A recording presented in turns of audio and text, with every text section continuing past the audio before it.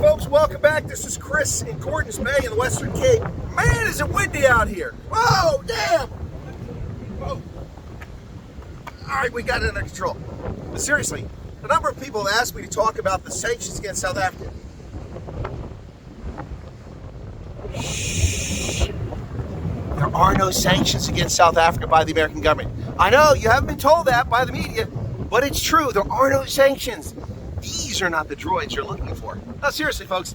All right, let me talk about this because I did a friends and family only video a while back, you know, the fuck around and find out video, and I got attacked for that saying, I have threatened South Africa. I didn't threaten anybody. I simply told South African politicians what's at stake with the U.S. relationship, diplomatically and with our trade relationship if you keep your nonsense up. Not a threat, a statement of fact. It was my analysis. Some people don't understand the difference between analysis and hyperbole.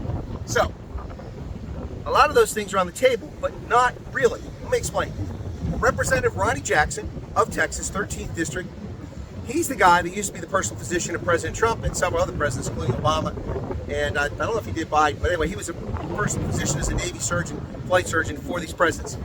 Ronnie Jackson is now a congressman. He has proposed legislation, a bill in the House of Representatives, which includes a provision for an investigation into the relationship between South Africa and the United States and the possibility of sanctioning senior leaders in the government and members of the African National Congress. That's a far cry from anything else. There is no public discussion of any sanctions beyond that other than speculation by a number of South Africans, including some well-known podcasters and video producers here in South Africa who are making the claim that there is a list of people who are going to be sanctioned. There may very well be a list, but it's not public knowledge. And if somebody actually has that list, someone's probably broken the law and violated classification authority. So, let me just share this with you. Whoever's told you there's a list of people here, they may be 100% correct. Especially if they put people like Malema and Ramaphosa and Fikile Mbalula, Paul Mashatile on the list, they may very well be 100% correct. But there's no evidence in it. That's analysis, that's speculation. There's nothing wrong with speculation. But you can't take that to the bank as if it's a fact, because it's not a fact. The ANC government and the media are running around as if it is a fact. Oh my gosh, America's sanction is, oh, who do they think they are? They're interfering with politics. We're a sovereign state. Shut up! BS, okay? Calm down. There are no sanctions. That said, keep it up. It will be Friends and Family Only Friday, every Friday. There will be sanctions. Targeted sanctions on leaders if they don't stop the nonsense. I mean, look at the latest thing here. You know, we went from Ibrahim Rasool, a Trump-hating, race-baiting former ambassador, to a special envoy who does the exact same thing. What are these? Seriously, what are they thinking here? This is crazy. Crazy. Anyway, so I just want you to know there are no sanctions right now. Doesn't mean there won't be. But what kind of sanctions could there be? Well, life can be very difficult for people like Julius Malema. You know, Juju is the guy who threatened the life of the President of the United States. Do you think that goes unnoticed by the Secret Service?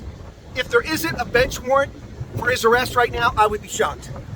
Which means, Juju, should you travel outside South Africa to a neighboring country which has an extradition treaty with the United States, which would be most countries on the planet, guess where you're going? Bracelets, handcuffs, extradite to America. Just saying. I could be wrong. There's a first for everything. Anyway, targeted sanctions, gray listing. That could happen to the country, but unlikely. We can embargo the trade with South Africa, unlikely. We can impose all kinds of restrictions in South Africa, unlikely. What's most likely to happen is what Ronnie Jackson's asking for. Targeted sanctions, visa restrictions, financial restrictions, shutting down the ability of politicians in South Africa to do banking around the world and travel around the world. All that can happen. And South African politicians ignore that, do so at their own peril. So, are we straight? Everybody's with me now? There are no sanctions in South Africa. It's not a, good Lord, it's a lot of wind down. This is crazy here, man.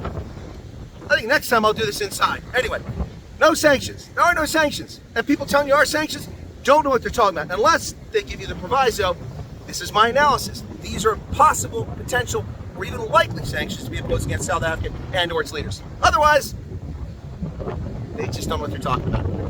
What say you, South Africa? Zanzi? Tell me what you got to say, world. I got to get out of here before I wind up in the drink out here. Cheers, everybody. Adios.